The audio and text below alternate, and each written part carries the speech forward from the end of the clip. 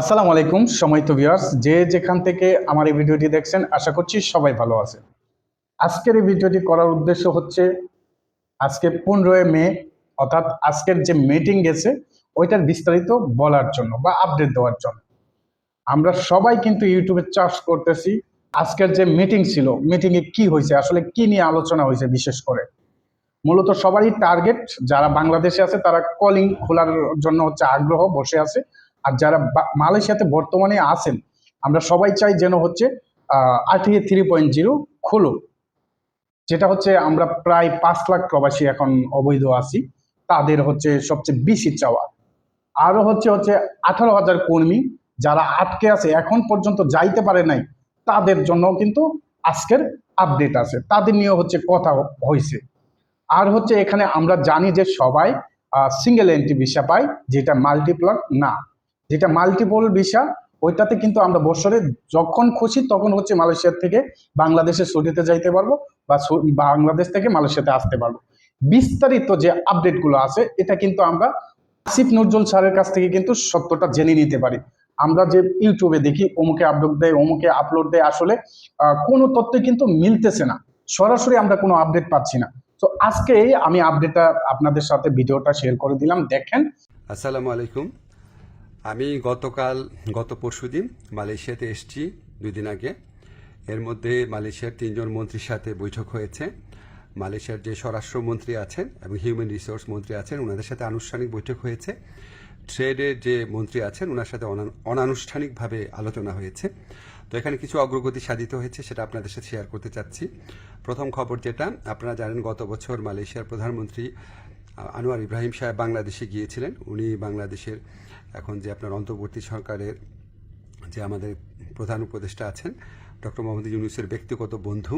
তো উনি তখন প্রতিশ্রুতি দিয়েছিলেন যে গত বছর যেই বাংলাদেশি শ্রমিকরা মালয়েশিয়াতে আসতে পারে নাই শেষ মুহূর্তে, তাদেরকে উনি মালয়েশিয়াতে আসার সুযোগ করে দিবেন। এটা নাম্বার ছিল 17,000-এর মতো।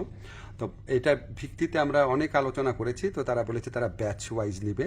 তো প্রথম ব্যাচ হিসাবে 7,926 জনের তালিকা ওনারা চূড়ান্ত করেছেন এবং এটা খুব অল্প সময়ের মধ্যে ওনাদেরকে মালয়েশিয়াতে কাজ করার সুযোগ দেওয়া যাবে, এই প্রক্রিয়া শুরু করে দিয়েছেন ওনারা। সেকেন্ড যে নিউজটা, ভবিষ্যৎ কর্মসংস্থানের ক্ষেত্রে আমরা বিভিন্ন সূত্রে জেনেছি আগামী কয়েক মাসে মালয়েশিয়া 1 থেকে 1.5 লক্ষ বিদেশি শ্রমিক নিতে পারে। তো আমাদেরকে মালয়েশিয়ার যে ইন্টেরিয়র হিউম্যান রিসোর্স মিনিস্টার আছে উনি আশ্বস্ত করেছেন লোক দেওয়ার ক্ষেত্রে বাংলাদেশকে সর্বোচ্চ অগ্রাধিকার দেওয়া হবে। বাংলাদেশ থেকে সবচেয়ে বেশি লোক নেবেন ওনারা, এটুকু আশ্বাস আমরা পেয়েছি। তো আমরা অনুরোধ করেছিলাম বাংলাদেশে যারা রিক্রুটিং এজেন্ট আছে তাদের সবার জন্য যেন উন্মুক্ত করে দেওয়া হয়, যাতে সবাই লোক পাঠানোর সুযোগ নিতে পারে। এটা আমরা অনেক ভালোভাবে বুঝিয়ে বলেছি। তো ওনারা বলেছেন ওনারা এটা ভালোভাবে বিবেচনা করে দেখবেন, আমাদেরকে অচিরেই ওনারা এই ব্যাপারে সিদ্ধান্ত জানাবেন। তো আমাদের একটা বড় অগ্রগতি যেটা হয়েছে, আমি মালয়েশিয়ার যে ইন্টেরিয়র মিনিস্টার আছে ওনাকে রিকোয়েস্ট করেছিলাম, আমাদের শ্রমিকরা মাল্টিপল ভিসা পায় না, সিঙ্গেল এন্ট্রি পায়, অন্য দেশের শ্রমিকরা পায় মাল্টিপল এন্ট্রি। তো এটা নিয়ে বেশ কিছুক্ষণ কথা হয়েছে। উনি আমাদেরকে শুধু প্রতিশ্রুতি দেন নাই, ওনার সাথে যারা কর্মকর্তারা ছিল তাদেরকে এই ব্যাপারে দ্রুত পদক্ষেপ নেওয়ার জন্য নির্দেশ দিয়েছেন। আর আমি বলেছি যে মালয়েশিয়ার যারা ইরেগুলার হয়ে গেছেন, যে শ্রমিক ভাইরা আছেন, তাদেরকে রেগুলারাইজ করা বা বৈধ করা যায় কিনা। তো ওনারা বলেছেন ওনারা মাঝে মাঝে এটা করেন, আর গত বছর করেছেন।